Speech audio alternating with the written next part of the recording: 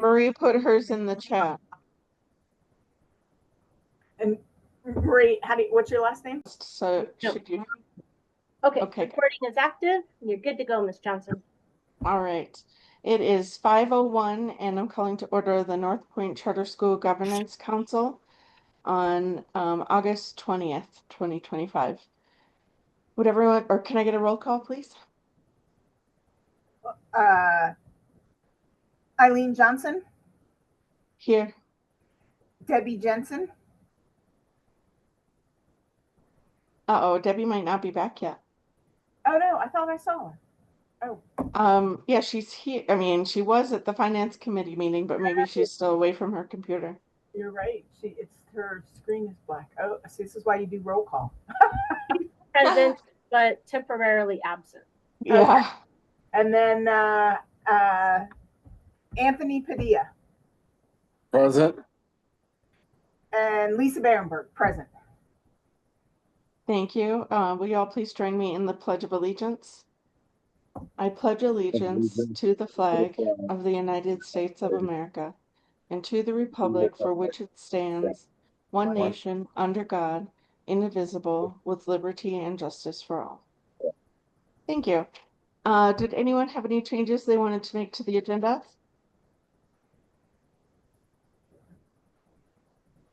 I didn't see any.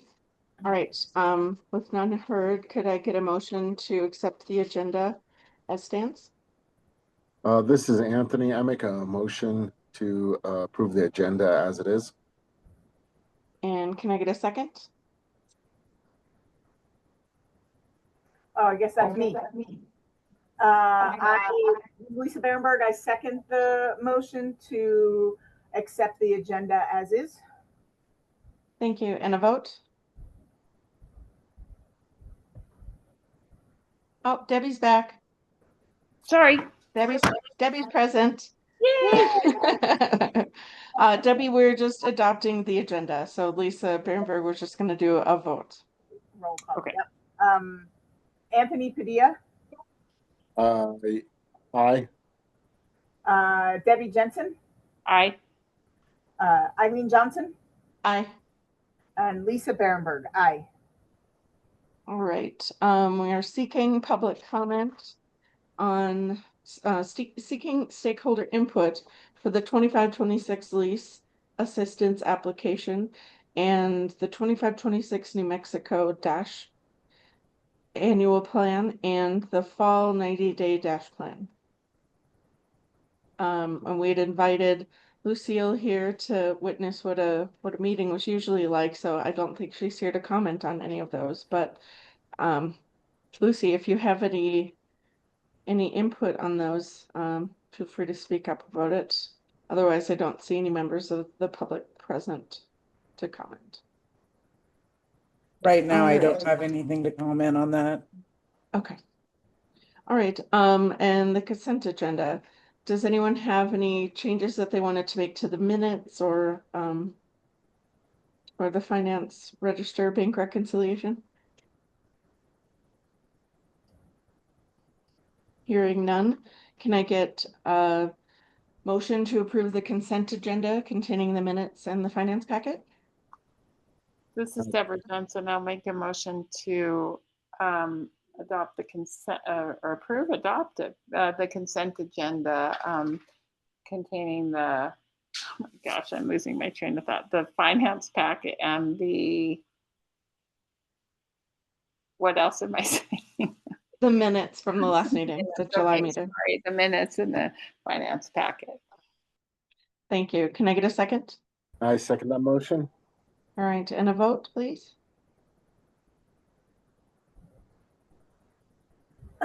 Let's see. Lisa Berenberg. Aye. Eileen Johnson. Aye. Anthony Padilla. Aye. And Debbie Jensen. Aye. Thank you.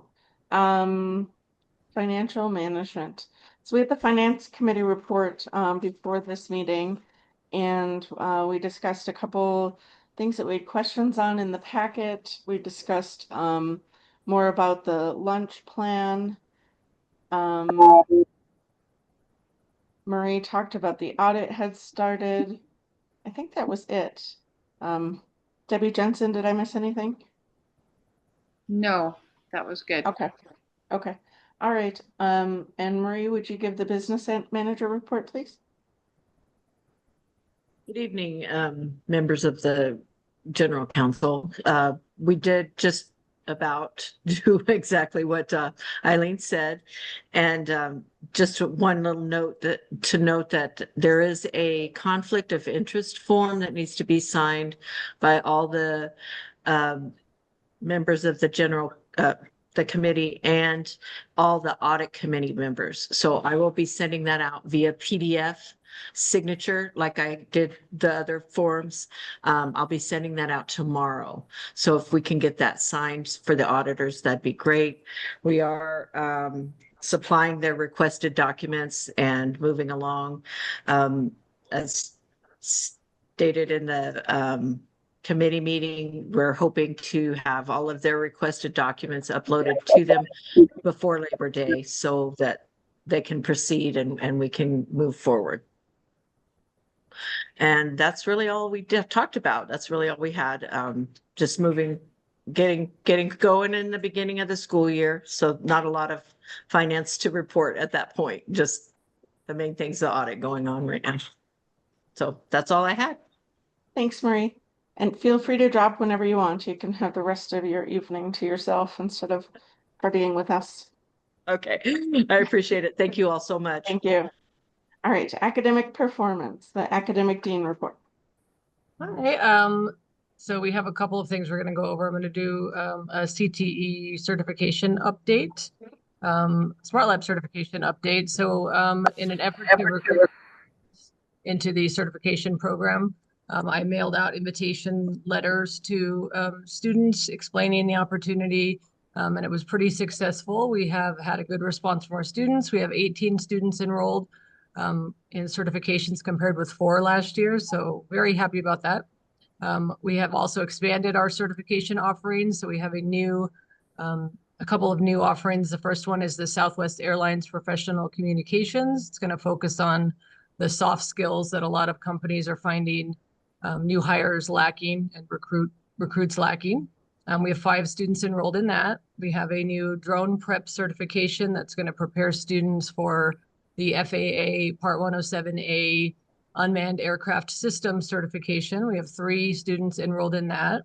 And then we still are continuing our Adobe certification. We have 5 enrolled in Adobe Illustrator certification, 1 in Photoshop certification, and then our Microsoft certification, we have 2 enrolled in Word, 1 in Word Expert, and 1 in Excel.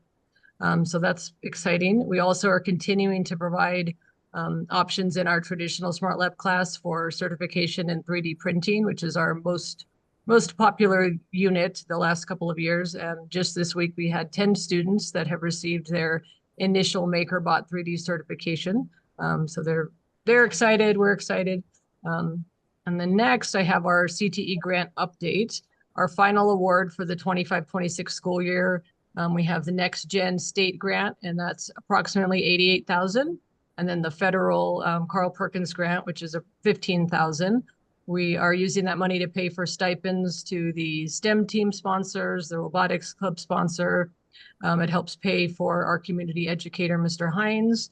We are getting new desktops for the Smart Lab teachers, new laptops for Smart Lab. We're replacing the old colored printers in Smart Lab, a replacement direct-to-garment printer, a new 3D printer, laser engraver combo machine, an additional 3D printer machine, an X-Tool portable laser engraver. All of those new pieces are going to support the 3D printing and manufacturing units in Smart Lab. We have additional drones that we're going to be buying, replacement cameras, a CTE robotics manufacturing bundle, new architectural and engineering kits. It will pay for professional development for CTE teachers and administrators, consumable and non-consumable supplies for the Smart Lab, and lots more. But we're super lucky to receive this support that allows us to maintain our technological offerings in the Smart Lab. Any questions? Very exciting. Yeah, super. That sounds really wonderful. good start to the year so far. You gotta get the word out to everybody. Yes. Thank you. Sorry, I was listening. I had to plug in my laptop. So, And thank that's you, all I Ms. have. Dixon. Okay. All right, and Executive Director report, please. Yes, good evening. We'll start off with the accreditation status. It was included in your packet, but the state, the PED, is now going to provide accreditation for schools every year. Interesting about it is that they are still building the plan for accreditation and what they're going to measure and how they're going to measure it. There are 10 basic components of accreditation, and on our initial letter that we received, we had a couple of areas where we were rated as partially out of compliance.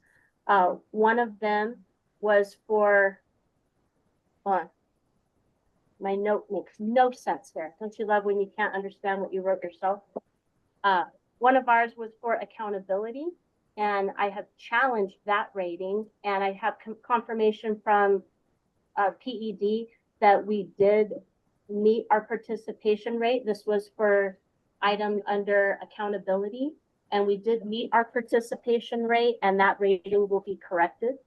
Another area that we were marked as partially out of compliance was for the attendance improvement plans. We submitted an attendance plan in October, just like every other school.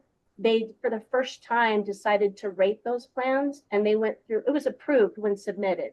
They went back and rated the plans in March and submitted feedback to schools. And based on the rating that was received 5 months later, it dropped us into partially out of compliance because we didn't score high enough on the rubric that was not available when the plan was completed or approved. So they're changing the systems. There will be training and new rubrics available as we complete this year's plan. So that's obviously something we expect to improve and be rated as in compliance next year. The other area we were rated as out of compliance was in data validation. That's with the 40-day snapshots. It's actually item 4. It's rated school enrollment on the one that I sent out in your packet. I went to a webinar about that last week and learned that no school in the state received in compliance for that rating. As they put in the rubric for how they were going to rate schools, they included an end of year rating for the 23 school year. And that's when they introduced, the 23-24 school year. And that's when they introduced NOVA, and no school was able to be validated at the end of the school year. And that was one of the criteria that they were measuring. They measured for the FY25 that just completed, our 40-day, 80-day, and 120-day count, plus the end of year count from the prior year. And since no school was able to be validated due to the NOVA issues at the end of the year last year, no school was rated as in compliance this year. So they have told us that many of these things, there's a number of webinars and trainings we can attend, and they are continuing to update the plans. In this particular one, they hoped to have a rubric released to us before the 40-day count, which will be the first measurement for accreditation next year. And right now we don't have the rubric on what would be expected there. But the bottom line is that this is something new that the PED is doing. And some of these things are still being written as we go on. So they are supposed to have a website launching that will have real-time data where you can check a school's compliance with each of the components as they're rated throughout the year. That's not been launched yet, but as they finalize and build out the accreditation plan, I'll be sure to share it with you. But right now, I don't have any concerns about us achieving accreditation next year. We meet our deadlines. Once I have rubrics, I'm sure that our reports will be approved and well done according to the rubric. So there's no real question. Lisa, so not one school was able to be in compliance? On that rating, on rating for item 4 for school enrollment, no school in this, no LEA in the state is what I was told by the PED at the webinar. then no school in the state received in compliance on that one rating. But others were able to get their accreditation. Oh, yes, you know what? I'm sorry, I left that out. Every school in the state received accreditation this year. It's a pilot year. And so every school received accreditation. And then as they rated the individual items, no school was in compliance on that one rating. And then other things were rated. There were a number of things this year that were not rated yet that are expected to be rated this coming year.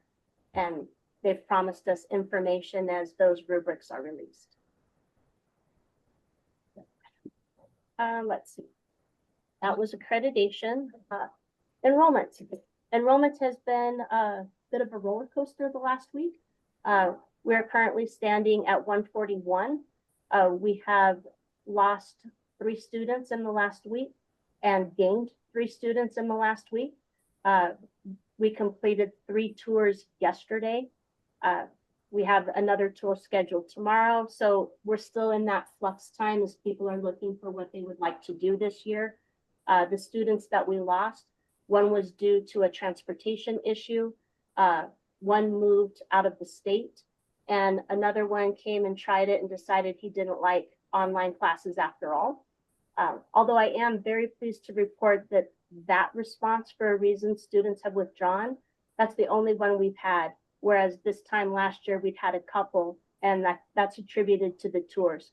When we're having families come in for a tour, they're much more comfortable with what the program looks like and more likely to stick it out. Good. Also for recruitment, I met with McKee Wallwork last week, and they gave me the Q2 update. They were very impressed that our website traffic is looking really positive. As they look at year-over-year comparisons, this was the last quarter that is comparing when the site was shared with the other school, because when we separated it last June. So since we're still comparing ratings and website traffic to when the site was shared, traffic has held with only a 19% drop, when we had a 50% drop in the people that normally access the site. So they found that to be very, very positive. They also reported that they're seeing significant growth over key pages on the site, including a 113% increase in visits to student applications. That the total number of events that focuses on application clicks grew from 194 to 307 over this time last year. And that they have been focusing on the paid search strategy, which has been very impactful. They're finding higher quality engagement and additional conversions. And next quarter, the new site will have been live long enough that we'll be comparing apples to apples when it's just our site being compared to itself. Also notably in social traffic through those searches, they have a 77% engagement rate and a 555% increase in new users. So they're seeing really positive traction with some of the advertising that we're doing and stronger brand recognition, where 70% of the top Search Console results are Northpoint related rather than coming up as SSLC. There is still SSLC out there, but Northpoint is gaining traction. So those were all very positive things they wanted to share.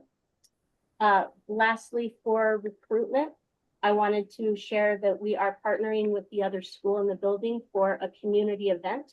It will be on Friday, September 12th. We will have a number of community partners coming in.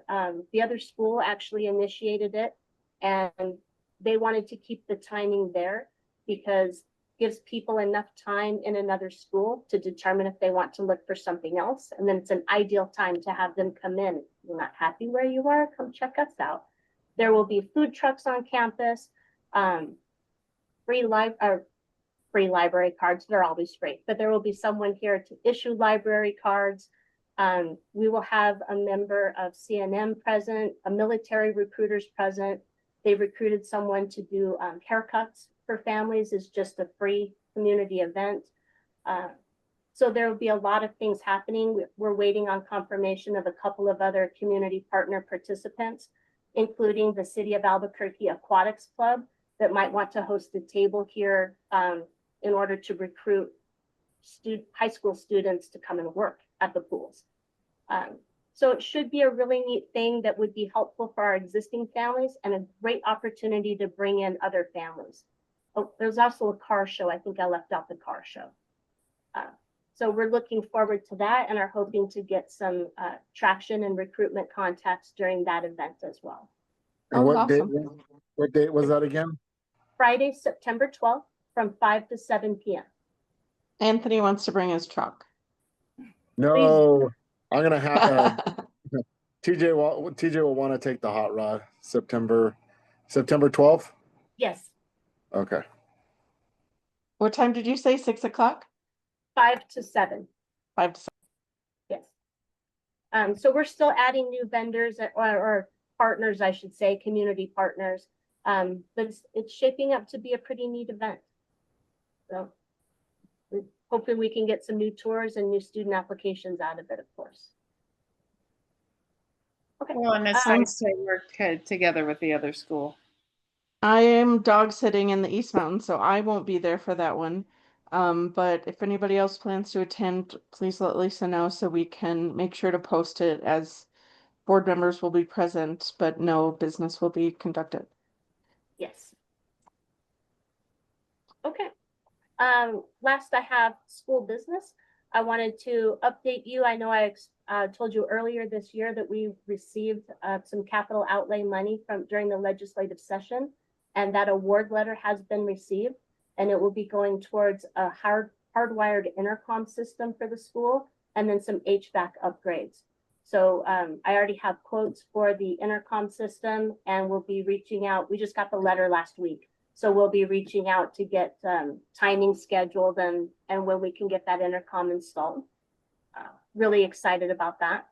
Thank you, And Lisa. You're such a hard worker. Yeah, hardwired intercom, and what was the other thing? HVAC upgrades. Like HVAC upgrades. Yes.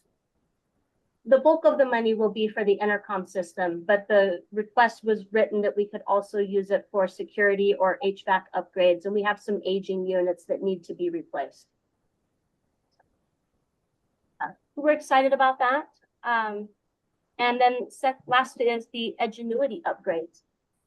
The on-demand tutoring was enabled this week, and so several of you have students here at the school.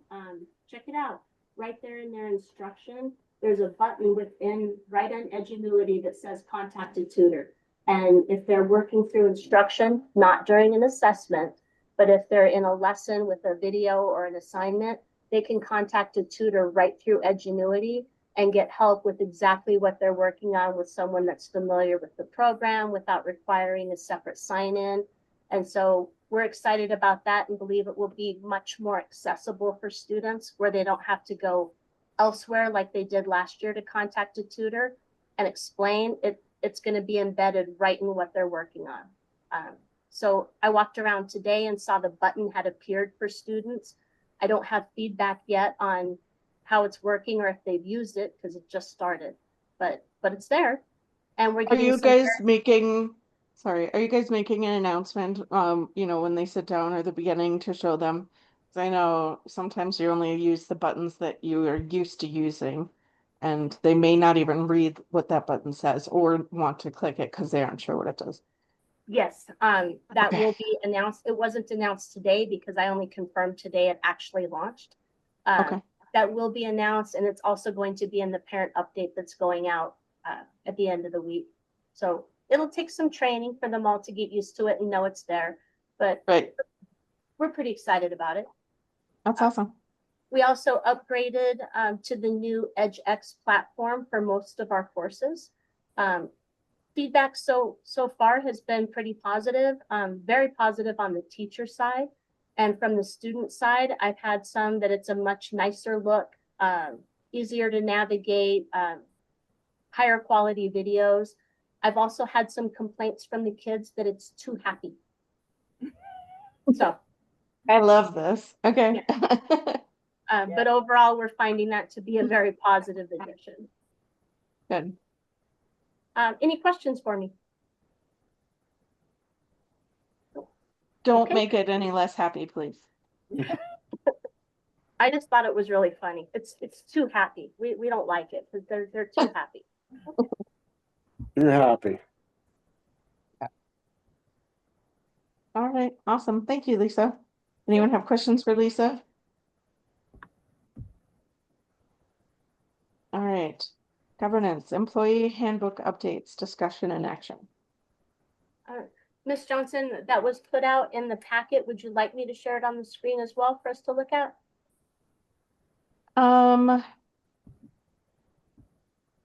Sometimes you give us a little, just a summary for the record on here as to what we changed. But if it was just those, random sentences here or there, then I guess it's, we could just do a blanket approval. This is the wrong thing. Here we go. What changed is the way the tuition reimbursement policy is written, and is that it was only good for teachers taking a course at a university. There is a pathway to licensure in the state of New Mexico that does not require university courses. There's approved programs through REC, which is the Regional Education Cooperative. And we actually have a teacher enrolled in that program this year. And they're able to obtain teacher licensure while working in schools and taking additional coursework through this program that's fully approved and accredited by the state. It costs about $3,000 for the person to join this pathway in order to obtain their licensure. But the way our policy is written, it would not allow for reimbursement of that. So I'm suggesting adjusting the language that it can be, we can do tuition reimbursement for a university course or for an approved licensure preparation course that would allow us to reimburse employees seeking licensure through this pathway as well. And it would keep us competitive with APS, who is also approving payment for those courses for their employees. Yeah, I like it. Mhm.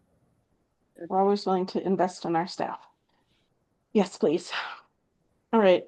Does anyone have any questions on that? Okay, none heard. Could I get a motion to approve the employee handbook updates as presented in our packet? Make This a is motion. Anthony. Go ahead. Oh. Ed. Go It's ahead. Anthony. I make a motion to approve the changes to the student handbook as presented. It's the employee handbook. Employee handbook, sorry. Employee Yeah. handbook. This right, is and Deborah Jensen. second? I'll second that. Thank you. On a vote, Lisa Bernberg? Let's see, Deborah Jensen, Aye. Eileen Johnson, Aye. Anthony Padilla, Aye. and Lisa Berenberg. Aye. Thank you. All right, and the lunch service MOU with Renaissance Academy, discussion and action. Last month, we brought a potential lunch service memorandum of understanding with the other school and declined to act on it given the cost. After much negotiation with the other school, we have brought the cost down considerably. And as I explained to the finance committee, we have a plan for inventory that would reduce our costs for our inventory this year and save us about $6,000, meaning which offsets the cost of the lunch service to around $3,000 to $5,000 this year. The way it would work is we are not authorized as a school food authority, and Renaissance is. So they have permission from the state to serve our students under their school food authority. So we would pay them directly as an administrative fee to run the program. They would contract with the food vendor. They would do all the ordering and pay all the vendor invoices. We're verifying lunch forms for our own students and undergoing training to serve lunch to our own students. And we'll have to set up an ordering mechanism for how students are going to order lunches. But then Renaissance will handle all the paperwork. They will file the National School Lunch Program reimbursement requests, and they would keep all of the reimbursements that came in. I feel like this is a really good way for us to pilot a lunch program and see how much interest our student body has in that. If they're not using it, then next year we don't have to continue, and we can report to the PEC that we've given it a try and it doesn't make fiscal sense for our body. So, any questions about the potential lunch program?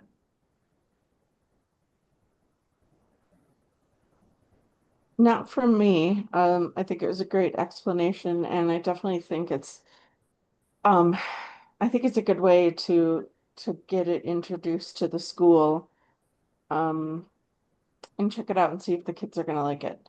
When I talked to the staff at the Meet the Teacher meeting, the staff members that I asked were excited about it. You know, I kind of wanted their input as well, even though you said, Lisa, that the staff was in favor of it. And so I thought that was good. Debbie Jensen and I talked about it at the finance committee, and you know, seeing as it is you know, offset by cost this year, it was a good opportunity to pilot it. Anthony, Lisa Berenberg, do you guys have any questions? No, I looked through it and I had a pretty good explanation of it. I think it's a good solution.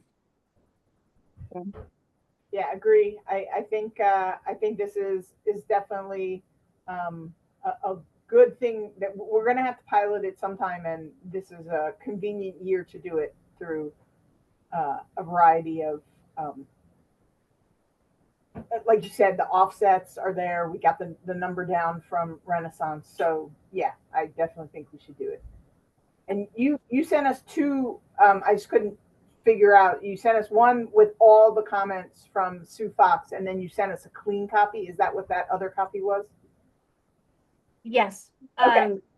And I just received a new copy back from Mr. Kasi at the other school. His lawyer also reviewed it and did not offer any changes except to fix a typo on the grade levels that was there. Okay. But his lawyer also accepted the changes that Ms. Fox proposed. And so it's just adding in the address, and it should be ready to go. Okay, great. All right, so could I get a motion for Lisa to proceed with signing the MOU for lunch service with Renaissance Academy? This is Deborah Jensen. I'll make a motion to approve the lunch service MO with Renaissance Academy. In a second, please. This is Anthony Padilla. I make a motion. I second that motion. And a vote?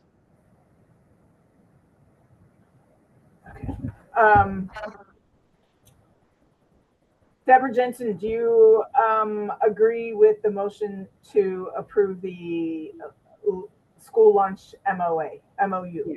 Yes, aye. Anthony Padilla, Aye. Eileen Johnson, Aye. and Lisa Berenberg. Aye. All right. Nice work on all that, Lisa. Okay, the New Mexico Dash Annual and Fall 90-Day Plan discussion and action. Okay. The school's required to complete, all schools are required to complete an annual and then a fall and a spring 90-day plan. We've had much back and forth. Our Dash Core team has had much back and forth with our reviewer at the state. And I have good news.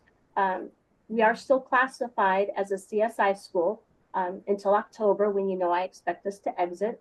And I spoke with our Dash reviewer, who explained that we've been sent the wrong template, and they also expect us to exit. And so he reduced the amount of items that we had to report on versus last year. So that was really good news. We're focusing on graduation rate. Our goal is to improve the graduation rate by 10%. We have to have a variety of data sources that we look at as we look at what we're going to do in order to improve our graduation rate. And we looked at attendance, our graduation cohort tracking, course completion data, parent surveys, the trend in our graduation rates, our multi-layered system of supports, self-assessment data, our subpopulation data, our credit recovery manager program data, our interventions. And as we looked through all of that, we decided to focus on intervention and the credit recovery program. The credit recovery program is where families receive notice that their student is at risk of failing by mid-semester, and then they're required to come in and meet with a teacher, a credit recovery manager, to create a plan for success.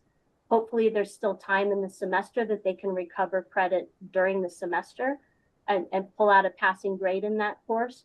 Or if that's not possible, then we're looking at summer school or adding extra courses later. But that's what that meeting would determine. We piloted that last year with pretty good success. We had about 76% in the spring semester, 76% of at-risk classes that were completed for credit. So we'd like to continue and build on that program and also focus on improving our interventions to help remediate skills and bring students up to grade level. So that's the annual plan focus. Our 90-day plan is designed to be, it's something that you have to pick one desired outcome and identify progress indicators and checks on how you're proceeding throughout the semester and critical actions on what you're going to do in order to achieve that goal. And so for ours, we're focusing on professional development in our intervention programs, supplying additional intervention programs, which includes the MyPath individualized systems that we're using, as well as the tutoring interventions, and the credit recovery manager program. So the plan focuses on our outreach to families and building on the strong relationships we believe we already have with families to gain their partnership in helping their students succeed. And then how we will track and meet with families for those credit recovery meetings. I have a And that's the question. nutshell. I can go a lot deeper if you'd like to. I have a question. Was the first one professional development in credit recovery? So teaching the teachers specifically on that? It was in the intervention programs that we're using, so that our Okay. teachers can be more effective implementing the Yes. programs. It's PD so that they understand how to assign, how to do the reporting and tracking to monitor student progress. Okay. Because that intervention system is newer for us, and so we still need a little bit of support in learning how to navigate it. Mm-hmm. Okay, good. Yeah, and I know professional certification or ongoing learning for the teachers is a big deal for us anyway. So yeah, so I like that. All right. And you picked for the annual, you picked our graduation rates. We're tied to the 4-year graduation rate. We can't somehow bring in the 5-year graduation rate. It's just our class size is so small that one person out of 32 or 35 is going to skew all of our rates. And so I didn't know if there was some way that we could do a combined 4 and 5 year or something to show that they're graduating. They just might not be graduating on time. I didn't know why they're so tied to the 4-year. I'm sorry. I know it's not our problem. It's New Mexico PED's problem. They are hyper focused on a single metric, which does not tell the story. That's my problem and their problem. It's not our problem. But anyway, I didn't know if there was some way we could expand that, but you're not allowed. You have to pick 4-year graduation rate. Yes. Internally, we look at the larger picture, and Right. the 4, 5, and 6-year rates are published. But unfortunately, what they use to determine like that CSI status and how they rate everything else is based on the 4-year rate. So it is what it is, and that's why we want to focus on helping our students be successful in 4 years while allowing for real life to happen and not discouraging those who hit a bump in the road and need a little longer to graduate. Yeah. So, and you should, yeah. I mean, like my personal case, right, is she had to catch up a whole half a semester, right? Because she failed in public school, right? So, and she did. She has, yay, right? Yeah. She's caught up through all of these things, right? So I have firsthand knowledge. She took her 2 classes in summer school and nailed them, right? And Yeah. so it just, so I know it's working on a personal level, but I also know that one person can skew our numbers tremendously. So Yeah, I can say it's working as well because we had come from, we had started here and because of COVID, Anthony had thought that it wasn't the right school for him. He wanted to be more engaged in classrooms. And so we switched and then we ended up switching back. And it has really been a miracle to see him get caught up and to see how he feels about being on track for a 4-year a 4-year graduation instead of being a year behind. Right. I think it's really been key for him. So I like when kids can get caught up and actually see that they're making progress, and I think our school does a great job with them. Yeah, yeah, Yeah, I do too, and I wish we could attach. Thank you for sharing those because that makes us smile. We get to see that all the time, and unfortunately, we're not allowed to put an anecdote to that number that they post that explains. Well, it's this, but we yes. have this, Yeah. this, and this. Mhm. Yeah. But that's the plan for the DASH plan to improve our graduation rate. And I do have to present it to the board and hopefully receive their approval and our intended plan.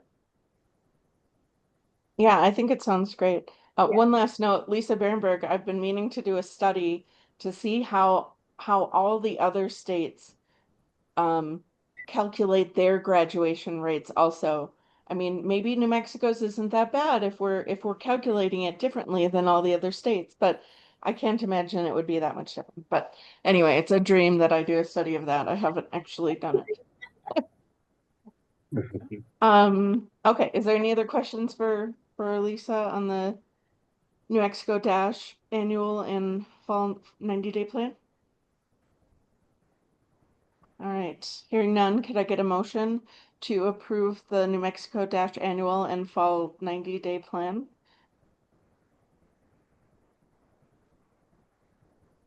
It's Anthony. I make a motion to approve, see if I get this right, the Dash 90-day plan And annual. annual. It's up there if you want to read it. The New Mexico Dash annual and fall 90-day plan. Perfect. Can I get a second This is Deborah Jensen. I'll second that. and a vote? Anthony Padilla, Aye. Deborah Jensen, Hi. Eileen Johnson, Aye. Lisa Berenberg, aye. All right. Governing council development prorating guidelines. Right. I did hear from Missy Brown that they are asked for the statute and the explanation of how they are rating the governing council training.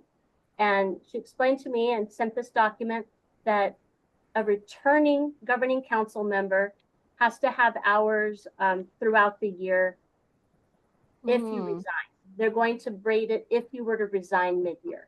If you're here all year, then you complete your hours on time by June 30th and it's fine. But if someone were to resign after October 1st, they would have to have at least 1 hour of training completed, or the school would receive a negative rating for governing council training as not in compliance because members weren't keeping up with their hours.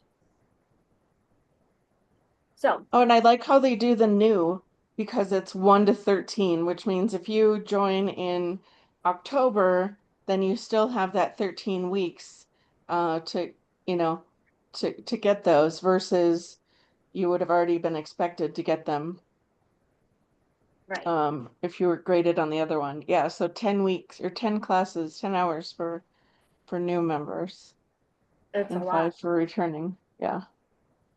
So Right now, that would mean that all board members currently would need to receive at least 1 hour of training by October 1st to keep up with their rating and prorated guidelines.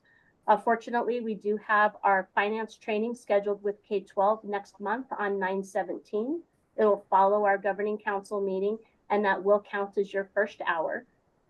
So I'd encourage you to, I know everybody's busy, but please try to get your hours done early. There's no penalty for completing them early, only if you were to wait and complete them late.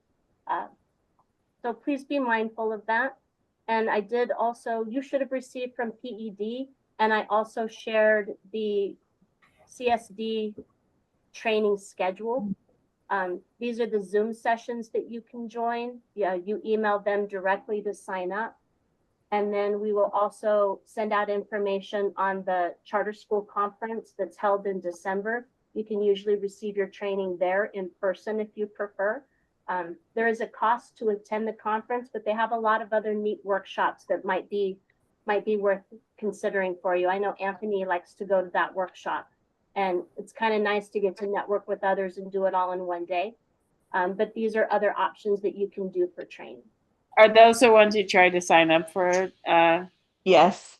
Yeah, Me I tried too. to sign up for Saturday the 9th, and I called it 9/9 instead of 8/9. Yes, I tried too. I tried the Saturday one, but no worky. Yeah, I didn't let them know until the Thursday, Me like, too. evening. Yeah. That's funny. All right, we Did should you be hear earlier back next from them at time. all? Yes, yeah, they said, we assume you mean August, and I was like, yes, I'm so sorry. Well, thank you for trying. Yeah, Oh, okay. Those yeah. times, those 3 to 4 times, it's at 3 to 4, and it's so inconvenient. Yeah, I don't know who that works for. Yeah. Must work for somebody. Yeah, but Maybe okay. so we'll get it teachers. done. Maybe teachers. Okay, well, thank you. All right, so this would be the training opportunities and training hours. Does anybody have any training hours yet so far, Lisa? No. Oh, yeah, that Lisa. I didn't look yet. Okay, all right. Yeah. Don't But you think, again, let's not make Lisa nervous and wait until May. So, don't you think it's a little bit of micromanagement that they're forcing people to take it along the way? Like, is that new? Because last year a lot of us, well, we were delayed. Like, I don't know. It yeah. just So like it isn't that you have to. It's if you were to drop out December 31st, you would have to have completed 1 hour of training in oh, order to be compliant and not have the school marked negatively. So if you stay for the next 4 years, you can take your 5 hours at any time right. during any of those years. Got it. It's Yeah, all drop out. Oh, got Yeah, it. yeah, Okay. it's here just if you were to resign. Resign Then, yeah. prior to but the of end. course, if you resign, the school is still responsible for if governing council members complete their hours.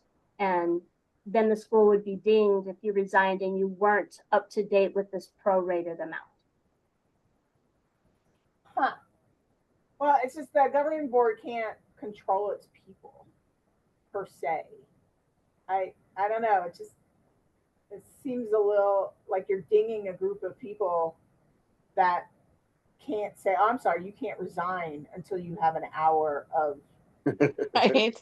I If guess you're already going to resign, there's no way you want to do a summer training. claims court and say, no, you need to get that hour of training in. I guess I'm just, it's like, oh, okay. Well, I think it's better than being marked 0. Done. Being marked 0 out of 5 if you resigned in December, right? So, because that would have been before they did this, they would have just marked you 0 of 5, I think. This is If what you they actually used didn't to have any. prorate it. And it came up from a member that resigned last year, and they had initially marked us as out of compliance based on this prorating. And I was able to provide documentation that she resigned before the date, and so it was okay. But Yeah. I asked for what statute are you using for it, and this is what CSD provided. Right. Okay. Also, September 31st is not a date, but It's Okay. not, right? Yes, ESD provided this, I didn't create it. Yeah, we know you would have found it. You would have done it. Yeah. Okay. All right. And then yeah, so mark your calendars then for September 17th, right after the board meeting, we'll do the financial training. And Lisa, will you text Elise and tell her so she puts that on her calendar for the 17th? Okay. Yes, I will. All right.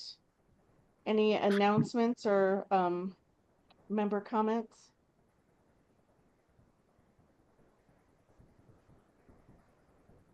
All right, so our next regular meeting is September 17th at 5 p.m. And Anthony would be leading since I'm out. Oh, so you'll miss the finance, but Elise I can. will, yeah, I'll have to take one of these. I guess I haven't taken one of those, I've only taken the ones that are provided and related directly to us. So it'll be interesting to see what the regular one is like. Ms. Johnson, then is the meeting officially adjourned and I can stop the recording? Yes, adjourning at 5:52. Yes, that was so good.